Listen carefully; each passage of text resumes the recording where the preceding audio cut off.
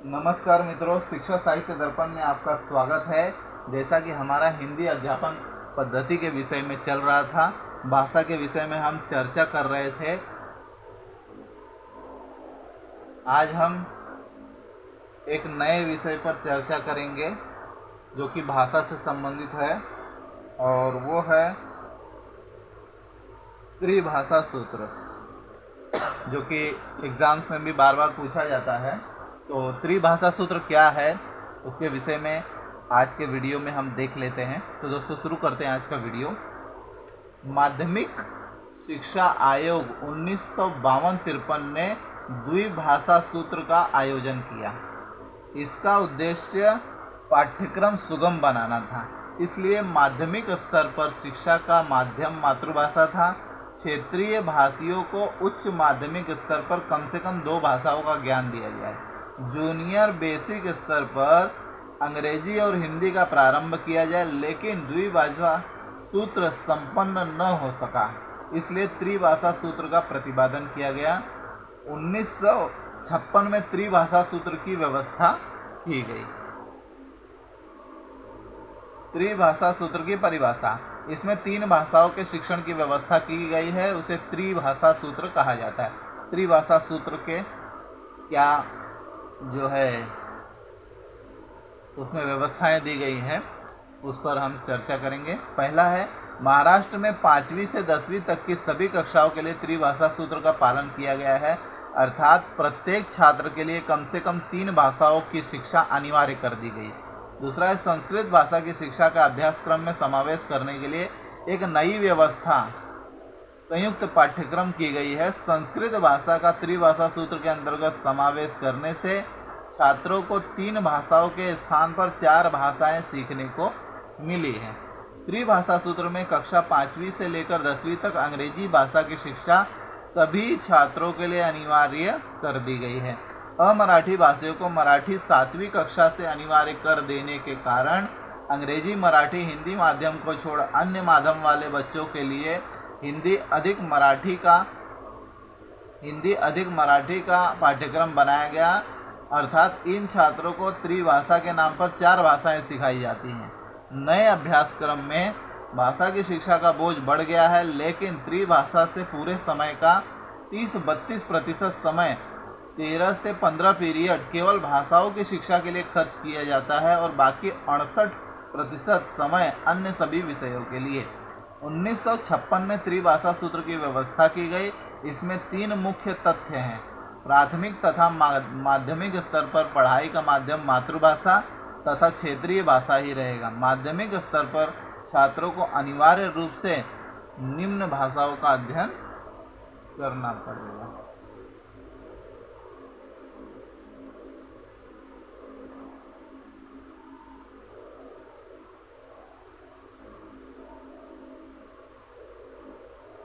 पहला मातृभाषा, दूसरा अंग्रेजी और तीसरा हिंदी।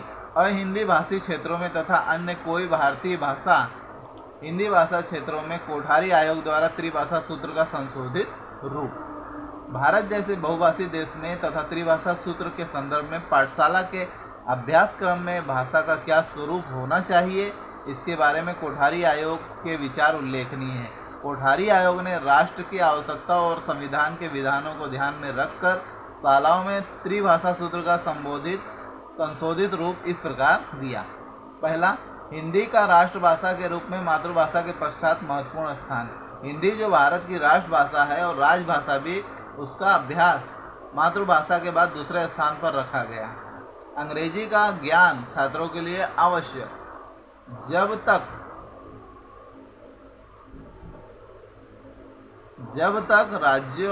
जब तक शिक्षा के उच्चतर स्तर पर शिक्षा का माध्यम तथा केंद्र और राज्यों के राज्य शासन का माध्यम तथा केंद्र और राज्यों में राज्य शासन का माध्यम अंग्रेजी है, तब तक प्रत्येक छात्र के लिए अंग्रेजी का व्यावहारिक ज्ञान प्राप्त करना जरूरी है।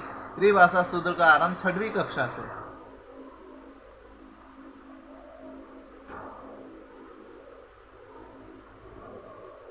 मिडिल कक्षा 6वीं तक को माना जाता है, क्योंकि शिक्षण संबंधी सुविधाएं यहाँ पर ज़्यादा होती है, जिससे दूसरी और तीसरी भाषा की शिक्षा का आरंभ किया जा सके। अतः शालाओं में त्रिभाषा सूत्र का स्वरूप इस प्रकार रहेगा।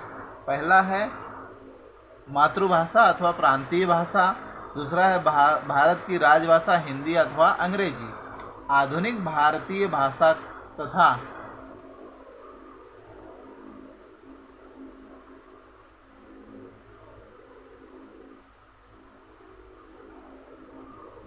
आधुनिक भारतीय भाषा तथा आधुनिक विदेशी भाषा जिसका समावेश मातृभाषा और राजभाषा के अंतर्गत नहीं किया गया हो तथा जो शिक्षा का माध्यम न हो।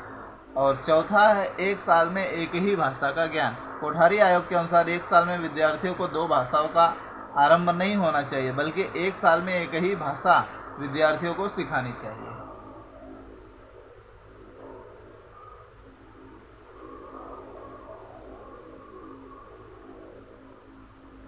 कम से कम 2 भाषाओं का ज्ञान। कोठारी आयोग के अनुसार बालक को कम से कम 2 भाषाओं का ज्ञान होना तो जरूरी है। उच्च स्तरीय मातृभाषा, जो हमारी मातृभाषा है, उच्च स्तर की होनी चाहिए। और 7वां है शास्त्रीय भाषा का ज्ञान होना चाहिए। कोठारी आयोग के अनुसार मातृभाषा, राजभाषा, विदेशी भाषा की तरह व्यक्ति को शास्त्रीय भाषा अर्थात संस्कृत का भी ज्ञान होना चाहिए, लेकिन इसे त्रिभाषा सूत्र के अंतर्गत नहीं रखा जाना चाहिए। इस तरह त्रिभाषा सूत्र का अभ्यासक्रम में अत्यंत महत्वपूर्ण स्थान है, जिसमें बालकों को कम से कम 3 भाषाओं का ज्ञान होना चाहिए। यह कोठारी आयोग के विचार हैं। अगला पॉइंट आता है दोस्तों, बालक के सर्वांगीण विकास में भाषा का महत्व। अपने भाव एवं विचारों को अभिव्यक्त करने के लिए भाषा की जरूरत होती है। भाषा ध्वनि प्रतीकों की वह व्यवस्था है जिसके माध्यम से संकेत दिए जाते हैं तथा अपने भाव के विचारों को अभिव्यक्त किया जाता है।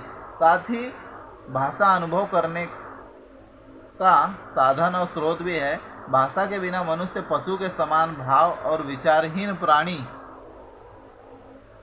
के रूप में जाना जाता है। भाषा के कारण ही मनुष्य कला, संगीत, सभ्यता, संस्कृति, ज्ञान, विवेक, सौंदर्य, आचार विचार आदि का विकास कर सकता है। भाषा अनुकरणात्मक होती है क्योंकि माँ के कोख से पैदा हुआ बच्चा अपनी माँ के ओठों का अनुकरण करता है।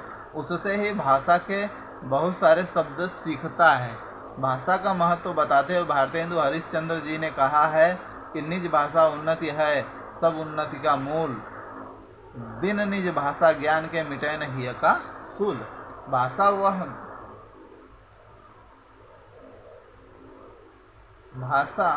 वह है जो माँ के दूध के साथ विरासत में मिलती है। जो भाषा व्यक्ति अपने बचपन में अपने परिवार और परिवेश में से सीखता है, जो उसके वाचिक व्यवहार और चिंतन का सहज माध्यम है और जो उसकी बुद्धि और हृदय के सर्वाधिक निकट है, जिसके द्वारा वह अपने सुख, दुख, राग, शोक, हर्ष, आनंद आदि को प्रकट करता है, वही मातृभाषा है। बालक के विचार, मौलिक चिंतन और सृजनात्मक शक्ति के विकास में भाषा का विशेष महत्व है। शैशव अवस्था से ही वह श्रवण, ग्रहण तथा अनुकरण को अविरत प्रक्रिया द्वारा भाषा को सहज आत्मसात कर लेता है। उससे वह सोचने, विचार करने तथा अनुभव करने लगता है। यह भाषा उसके अंतःकरण की भाषा बन जाती है। भाषा के अभाव में बालक की विचार शक्ति पंगु बन जाती है और संवेदनाएं शिथिल पड़ जाती है। बालक का व्यक्तित्व भी भाषा द्वारा ही निखरता है। कुशल जीवन यापन के लिए नैतिक मूल्यों को भाषा द्वारा ही सीखा जाता है। भाषा ही उसका शारीरिक, मानसिक, संवेगात्मक, चारित्रिक, नैतिक, सांस्कृतिक और साहित्यिक विकास में सहायता करती है। बालक के सर्वांगीण विकास में मातृभाषा का महत्व निम्नलिखित है।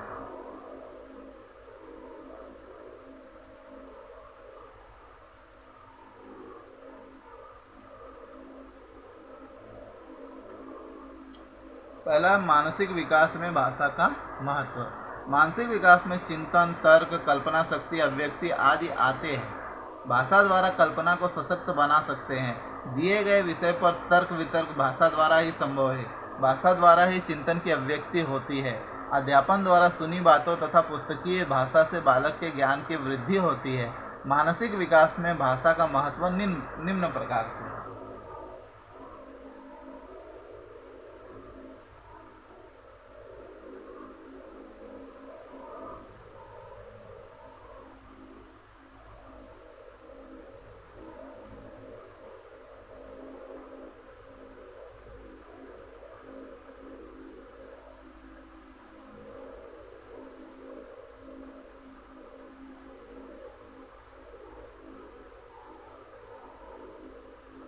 आकलन शक्ति सुदृढ़ करना। आकलन शक्ति का विकास अभिव्यक्ति द्वारा सुदृढ़ होता है। शिक्षक पढ़ाते समय विषय से संबंधित अनेक उदाहरण प्रस्तुत करते हैं, जिससे छात्रों की आकलन शक्ति भी सुदृढ़ होती है। उदाहरणार्थ, साइक्लोन का नाम लेते ही जापान का ख्याल हो जाता है। अतिवर्षा का नाम लेते ही 26 जुलाई 2005 की वर्षा का दृश्य याद आ जाता है। और आतंकवाद का नाम लेते ही ताज होटल में 2008 में हुई बमबारी याद आ जाती है। दूसरा है विचार शक्ति को सशक्त बनाना। प्रत्येक छात्र अपनी भाषा के द्वारा अपनी अभिव्यक्ति को सही रूप में नहीं प्रकट कर पाता। भाषा शिक्षक द्वारा बालक की विचार शक्ति को प्रवाह देना ही भाषा का कार्य है। उदाहरण, शिक्षक प्रदूषण विषय की चर्चा करे, फिर उसे किस प्रकार दूर किया जा सके इस पर सुझाव ले। विचारों का बंधन होने पर उसका सार निकालने का छात्र प्रयत्न करता है। बालकों को प्रदूषण का मूल रूप समझाना शिक्षक का उत्तरदायित्व है, जिससे छात्रों को सही दिशा की दशा का ज्ञान होता है और भाषा ही उनके विचारों को सुदृढ़ बनाती है।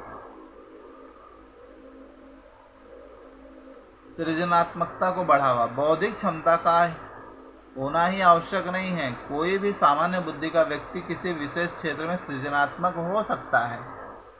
जो बालक सद्य परिस्थिति के आधार पर कुछ आगे की ओर चिंतन करता है, वह अपने कार्य तथा कार्यशैली में अपनी सृजनात्मकता को दिखाता है। अध्यापक को चाहिए कि वह प्रत्येक बालक को भाषा के माध्यम से अपनी रचनाओं में कविता, लेख, व्यंग, कहानी आदि सृजनात्मकता दिखाने के लिए प्रोत्साहित करे। सृजनात्मक की योग्यता रखने वाले बच्चे अपने विचारों से दूसरों को सरलता से प्रभावित कर लेते हैं। अतः प्रत्येक बालक की सृजनात्मकता के विकास हेतु समुचित अवसर प्रदान किया जाना चाहिए। उदाहरण देख लेते हैं कि जब शिक्षक योग्य भाषा द्वारा किसी घटना का वर्णन अथवा किसी विषय पर चर्चा करता है, तो बालक अपनी कल्पना में उस विषय या घटना के चित्र बनाकर उसे साकार रूप देकर अपनी सृजनात्मकता का परिचय देते। जैसे शिक्षक कक्षा में सुनामी, आतंकवाद, प्रदूषण, जनसंख्या, भ्रष्टाचार का वर्णन करते हैं, वह उस पर अपने विचार, कहानी, कविता, घोषवाक्य, निबंध, समीक्षा, चित्र आदि को प्रस्तुत करके सृजनात्मकता का परिचय देता है।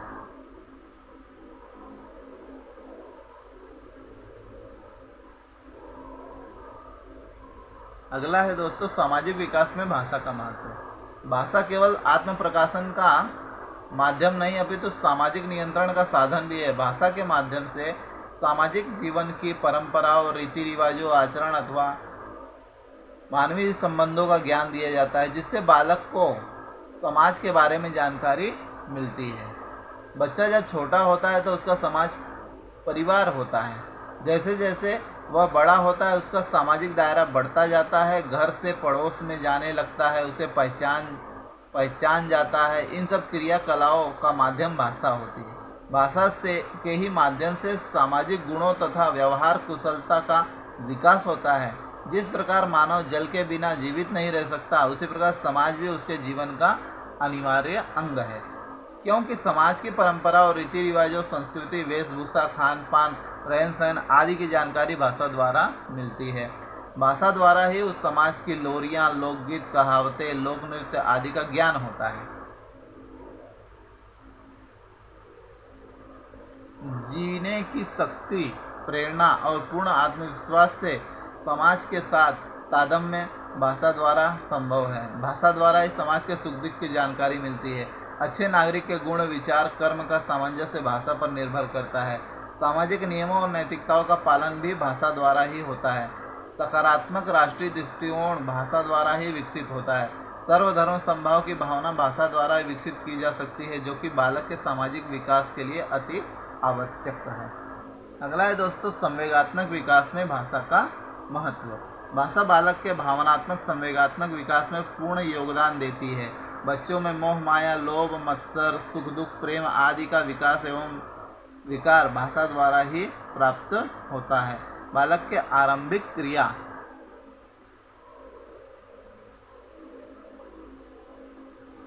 कलाप उसकी रागात्मक वृत्तियों और भावनाओं पर ही आधारित होते हैं, जिसका माध्यम भाषा है। प्रेम, उत्साह, करुणा, क्रोध आदि मनोवेगों का उदात्तीकरण भाषा पर ही आधारित होता है। इसके अभाव में स्वाभाविक विसिप्ता, कुंठा एवं कलात्मक जड़ता का आ जाती है। संवेगात्मक विकास में भाषा का महत्व निम्न प्रकार से है। पहला है आंतरिक भावनाओं को जागृत करना। भाषा द्वारा बालकों के संवेगों का विकास सरलता से किया जा सकता है। जिन बालकों में प्रेम, क्रोध, ईर्ष्या, घृणा आदि भाव अधिक मात्रा में विकसित हो जाएं, तो भाषा ही एक सबल साधन है जो इन संवेगों का नियंत्रण कर सकती है। उदाहरण, क्रोधी स्वभाव वाले बच्चों को नाटक में इस प्रकार की भूमिका दी जानी चाहिए ताकि वह उस पात्र का अभिनय करके अपने क्रोध का शमन कर उसके भीतर की बुराई समझ सके। जीवन की सौंदर्यता। भाषा के माध्यम से ही बालक अपने संपर्क में आने वाले छोटों तथा बड़ों के प्रति स्नेह एवं आदर प्रकट करना सीखता है। सत्य बोलने या अच्छे आचरण की शिक्षा प्राप्त करता है।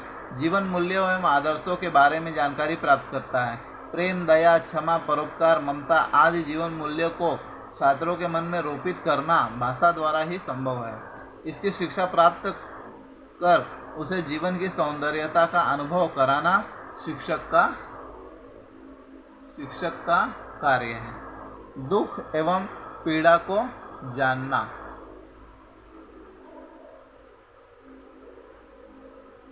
दुख एवं पीड़ा को जानना। दूसरों की पीड़ा, दुख, दर्द समझने में भाषा अहम भूमिका निभाती है।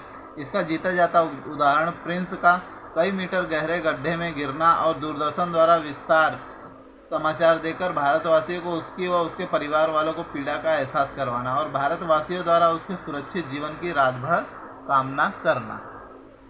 सत्य असत्य में भेद की पहचान करना।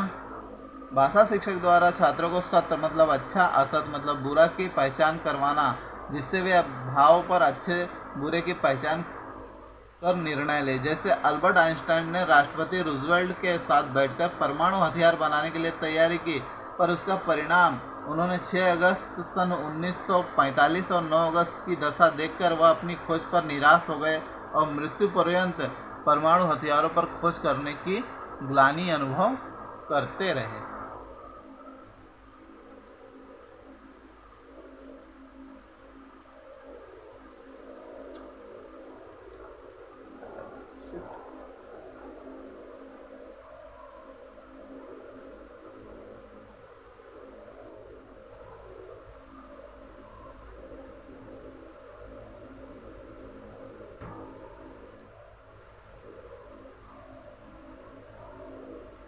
ग्लानि अनुभव करते रहे। पांचवा, सृष्टि में सौंदर्य देखना।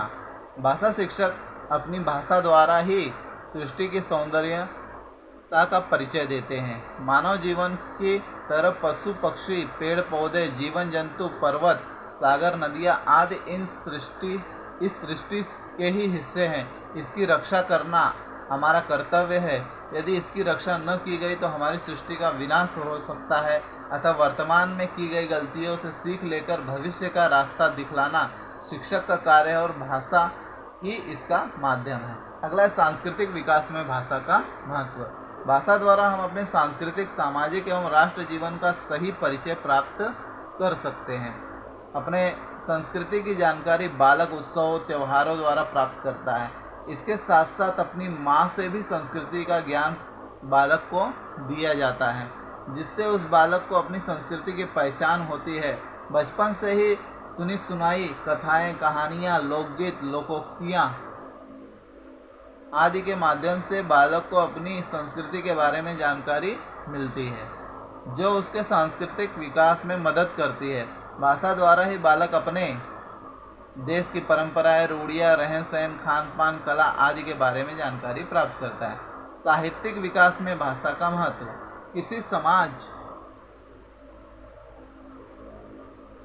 समाज की संस्कृति, सभ्यता, रीति रिवाज का दर्शन साहित्य के माध्यम से ही किया जाता है। अपने लोगों की परंपराएं, मान्यताएं, आचार विचार, कार्यकलाप को समझने के लिए मातृभाषा में लिखे गए साहित्य जानना अनिवार्य है। उसी दृष्टि से भाषा का महत्व सर्वोपरि है। अपने पूर्वजों की गौरव गाथा, भाव, विचार और महत्वाकांक्षा हमें साहित्य के ही माध्यम से मिलते हैं। जैसे अमीर खुसरो, कबीर, सूरदास, तुलसीदास, प्रेमचंद आदि कई साहित्यकारों का परिचय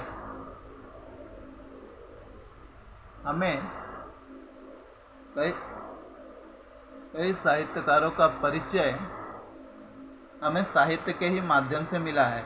साहित्य की विधाओं की जानकारी और अपनी प्राचीन धरोहर का परिचय जैसे रामचरितमानस, रामायण, महाभारत, गीता आदि से मिलता है। निष्कर्ष देख लेते हैं दोस्तों कि इस प्रकार हम देखते हैं कि बालक के सर्वांगीण विकास के लिए भाषा महत्वपूर्ण योगदान देती है, लेकिन आज हम अपनी मातृभाषा की उपेक्षा और अंग्रेजी भाषा की प्रमुखता सिद्ध कर रहे हैं। यह उचित नहीं है, क्योंकि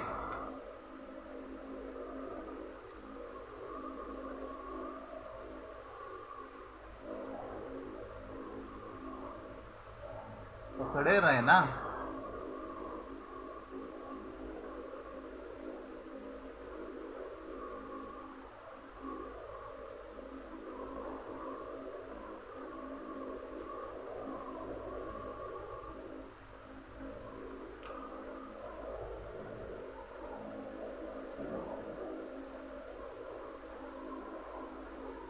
मातृभाषा से ही अपना गठन होता है और उसी से हमारे स्व का निर्माण, निजत्व का प्रकाशन और व्यक्तित्व का प्रस्फुटन होता है।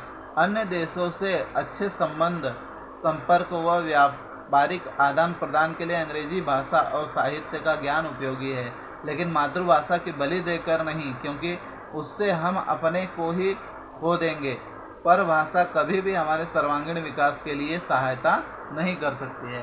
तो दोस्तों, आज हमने